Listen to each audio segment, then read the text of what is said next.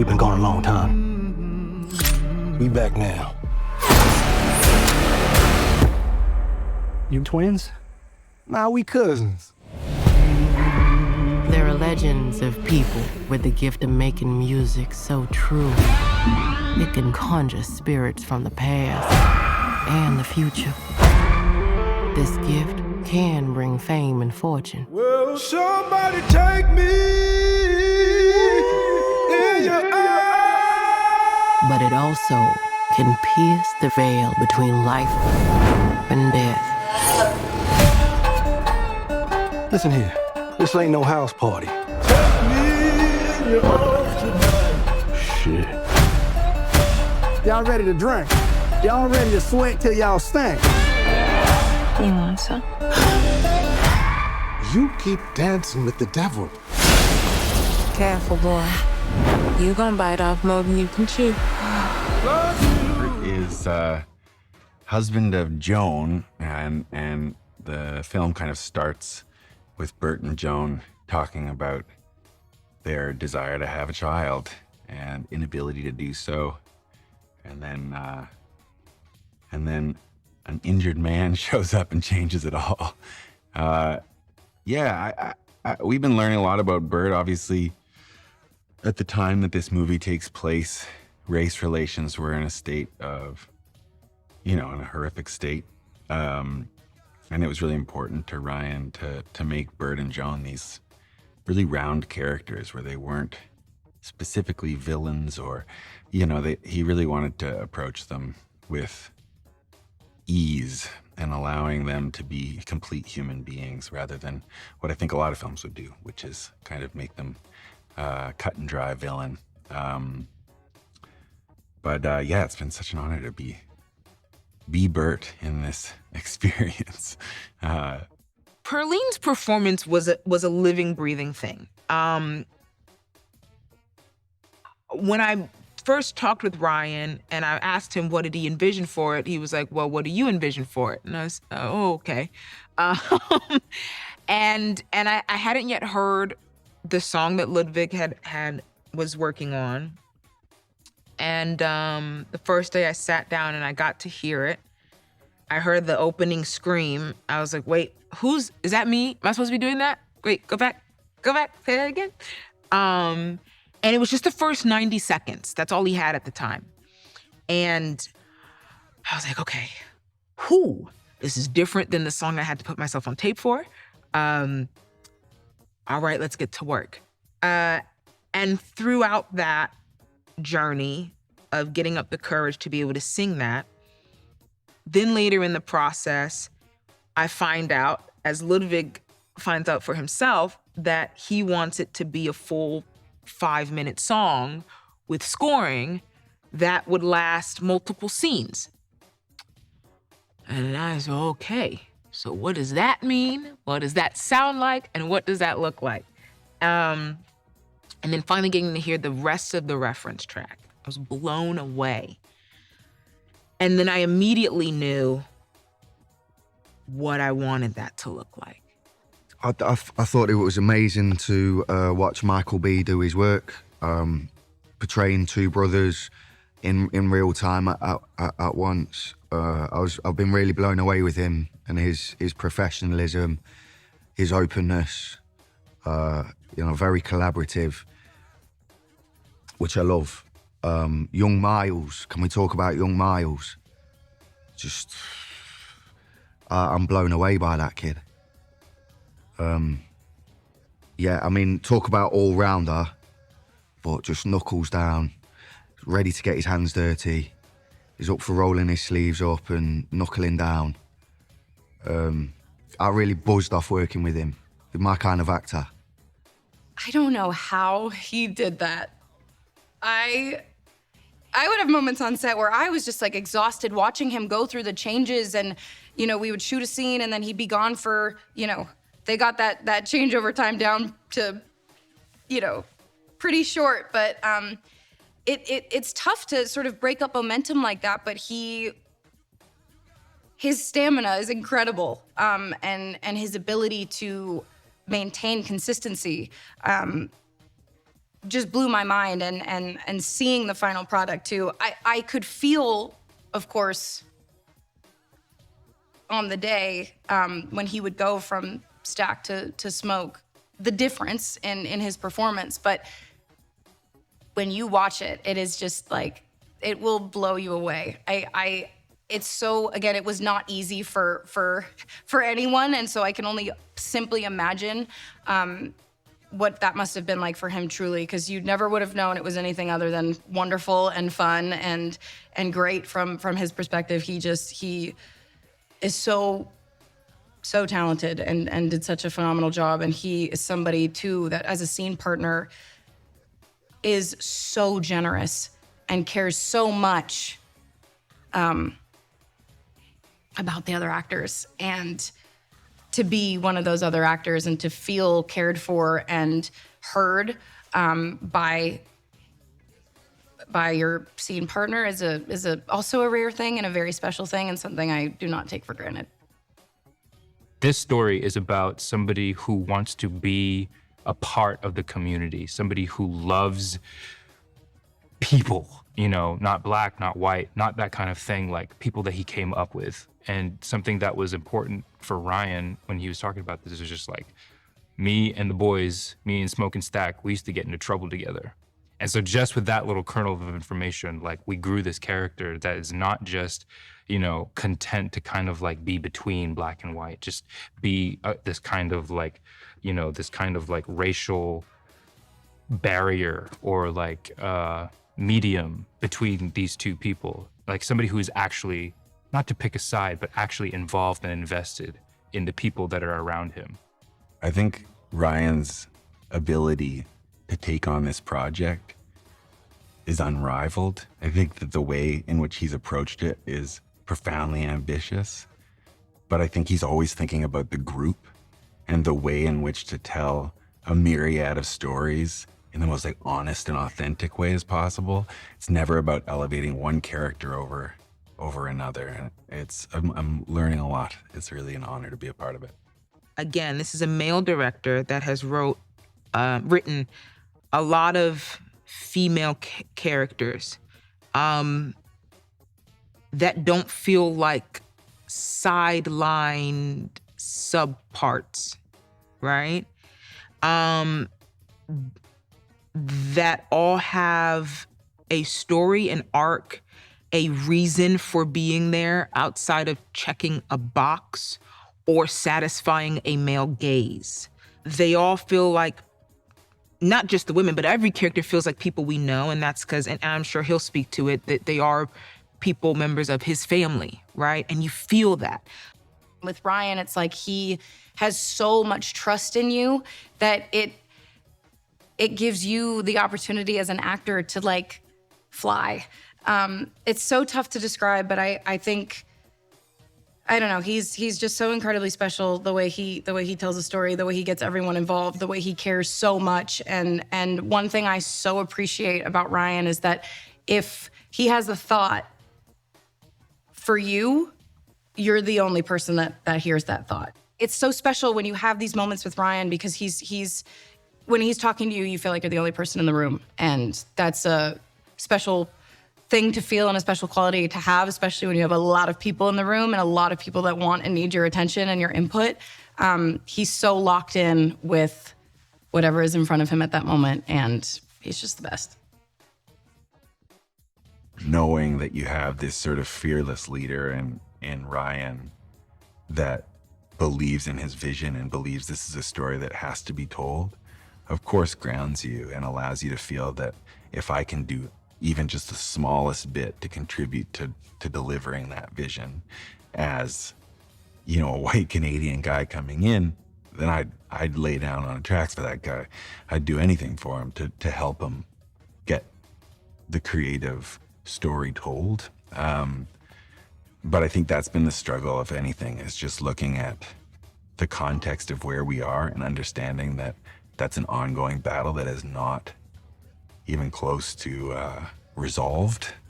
I just have so much respect for everybody and the way they're taking it on, but it's definitely a huge story to tell and a weighty one.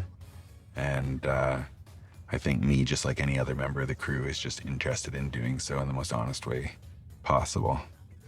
But it's a hard story to tell. As much as we want to talk about authenticity, you know, I think even one of the directions that Ruth had was just like color-wise was like red, white, and blue, because she wanted to convey the sense that the people in this movie are Americans first, you know, first and foremost. You know, we're all cut from that. For right or wrong, we're all cut from that same cloth.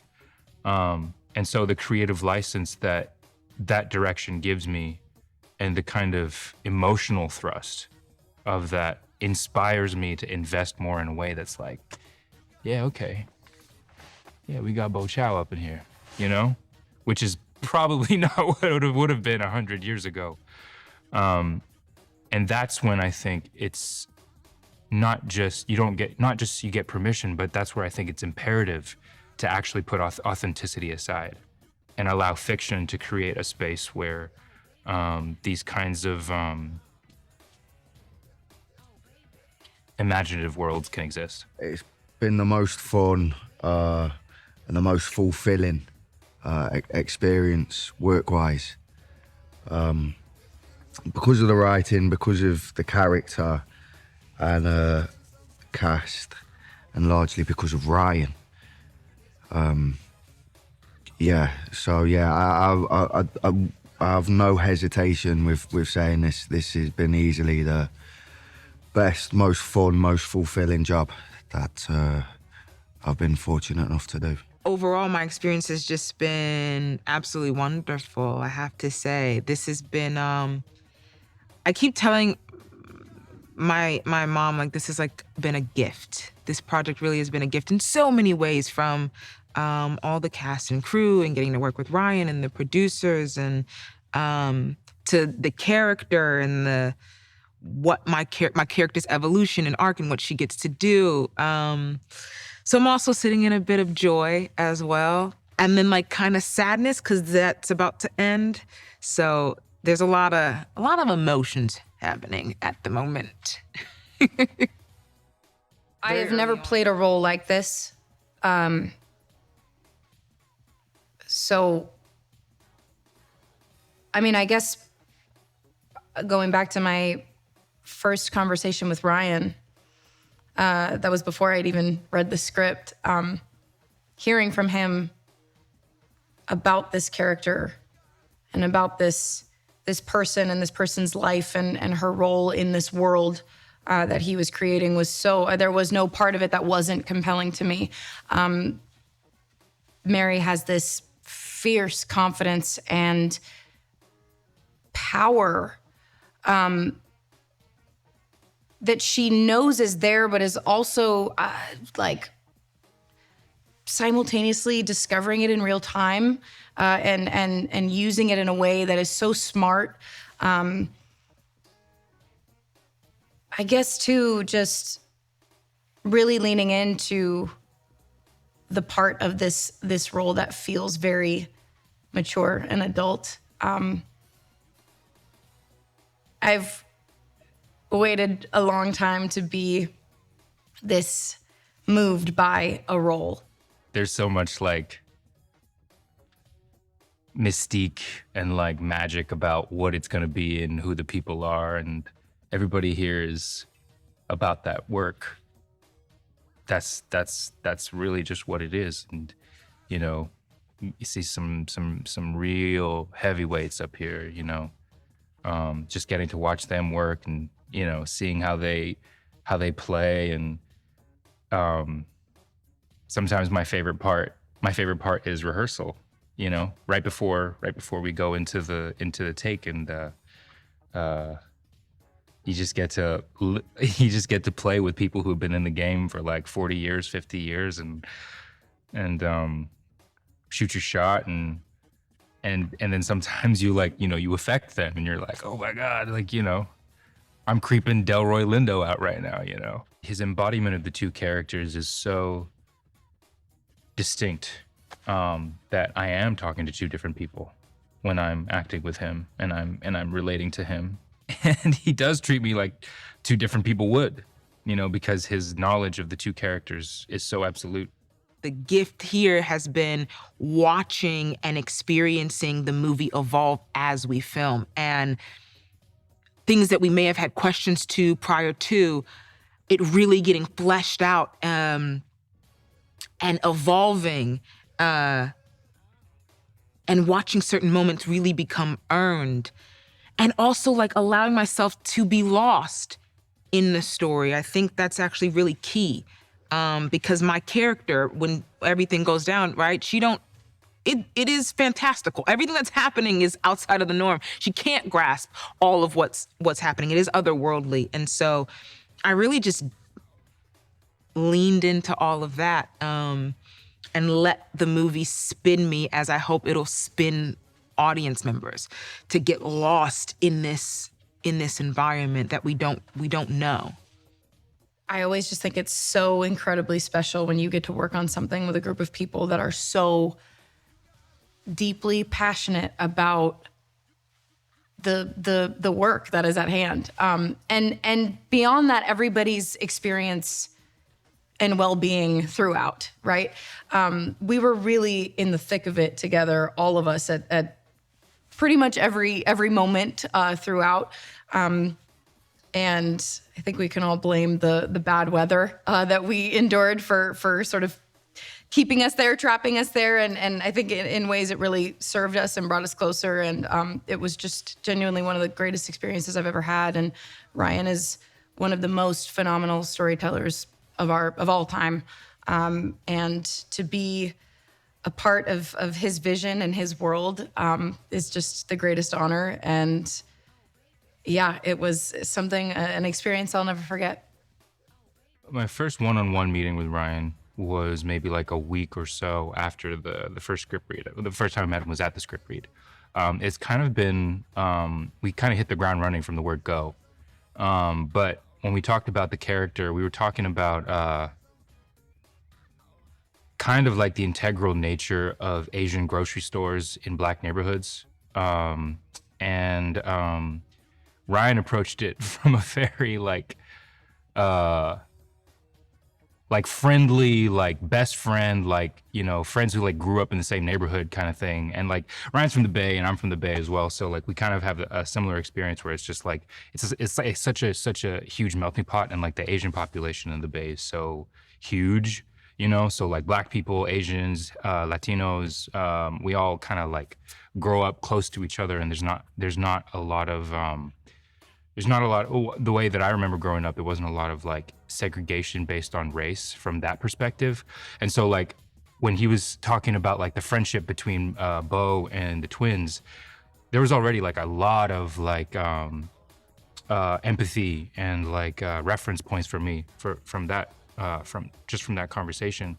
But the thing that was really important for me was like getting in like just that little historical kernel of like Asian people moving into Black neighborhoods and like owning convenience stores and things like that. Because while that is an opportunity for community, sometimes it is a prickly relationship. And so I wanted for there to be as much complexity and like undertones of conflict as much as there would be that kind of parallel. But, you know, he approached it with love, as Ryan always does, and I approached it with like bitterness and like darkness and complexity. And that's kind of like my whole bag anyway. By the time I was on set, I'd been partnered up with these amazing experts. I just felt ready to go.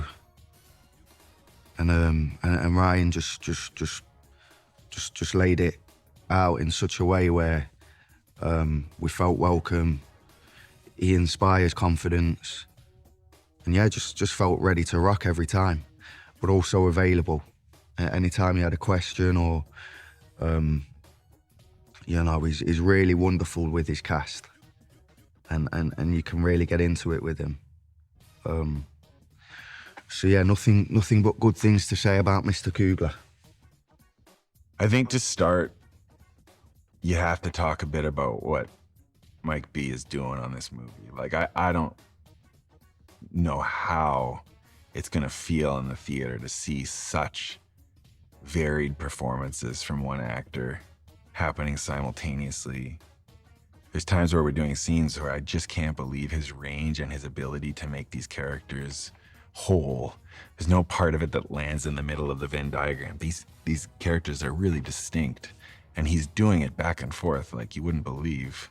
That alone could carry a film. And yet, instead, there's a cast of a dozen other characters that are bringing these in-depth arcs through the film. And I think that comes from Ryan's ambition and belief in an audience and not catering to them and not coddling his audience, but allowing each character to be believable and full.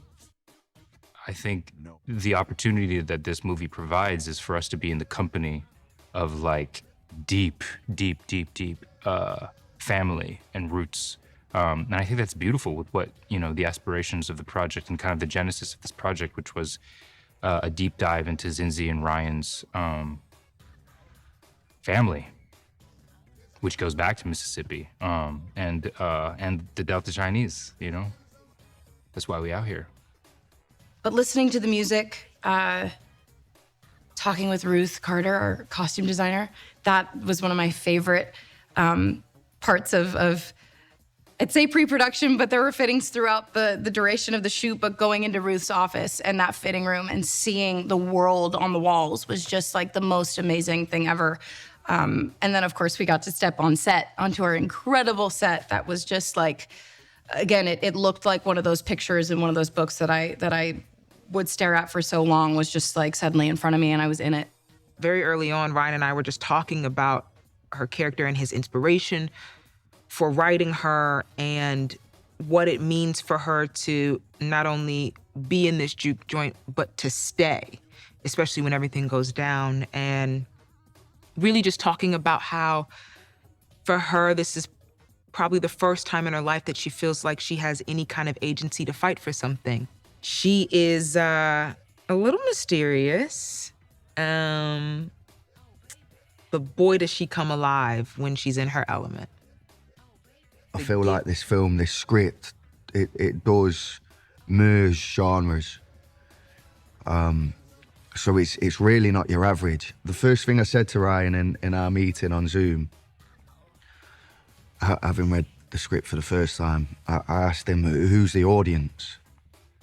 And he just says, I want everybody to go and see this. I mean, obviously, there's, you know, there is a limit to that, but he says everybody, and I feel like I know what he means now.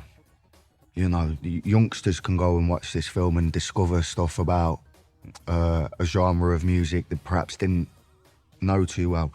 Your older ones can go and see this wonderful depiction on how blues music was formed and how people congregated. And I really do think it's across the board. I think the audience for this potentially could be very vast. That's one thing he said to me on the initial meeting, and now I know what he means. The blues is in everything. The blues is in everything. You think about the way that like verse, chorus goes. You think about like call and response, chord structure, the chords that we use, ornamentation, guitar solos, the way that, that's also gospel.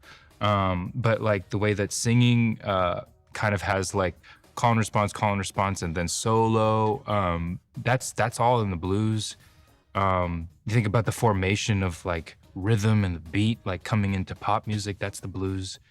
The blues is I mean, before it was like, yeah, it's the blues. It was like, you know, it's like the purest form of expression, emotional expression through music. And you can just do it. You can just do it with a guitar, you know, and in person singing. I had a deep respect for Ryan coming into this process, having watched his films and really sensed sort of an infiltrative instinct in his filmmaking. He's often confronting anti-colonialist themes and really coming into the massive studio film from a sort of anti-capitalist way. And I find that really inspiring. I think watching him take on this film, which is a giant ensemble cast, you have 2 of the main characters being portrayed by one actor, and seeing how deeply he knows his characters and refusing to portray any of them as simple archetypes and just wanting to bring the audience directly into the struggles and the joy of every character, whether they're, on the right or the wrong side of history, has been completely inspiring. And his ability to do so and his capacity to take that kind of thing on is unrivaled. Like, I just don't know anybody else who's making the kind of work he is. I think there's been multiple times on this set where crew members or cast members just kind of look at each other and go, I don't think anything like this is really getting made. Through my research for this role and through the recording we've done, I've fallen in love with the fact that the blues is never about singing a sad song. It's actually about singing a joyous song about going through adversity. And you never listen to a blues song and feel morose. You know what I mean? It really picks you up out of where you are. And I think what Ryan's doing with this script is all about that, is all about manifesting more for yourself than the expectations and the limitations around you would have you believe. One day he's gonna follow you home. We got us a problem, y'all. What the hell going on? Oh, we heard tale of a party. This world already left you for dead. I can save you from your fate. You don't need no saving. Yes, you do. And you are? I am. Your way out. Don't cry. It's all better now. Yes, I lied to you. I don't believe in magic. Ghosts, demons. Just power. Somebody please take me.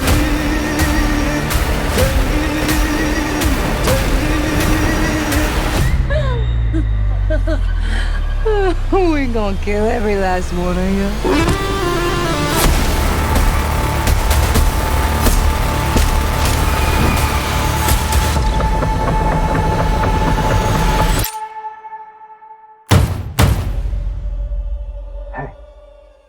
I ain't mean to scare you. Thought y'all done forgot about me in here.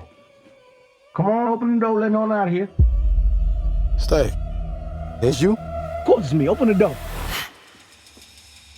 That ain't your brother.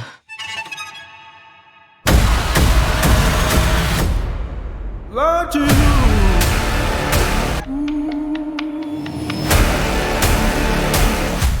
Yo, smell anything? I think I shot myself.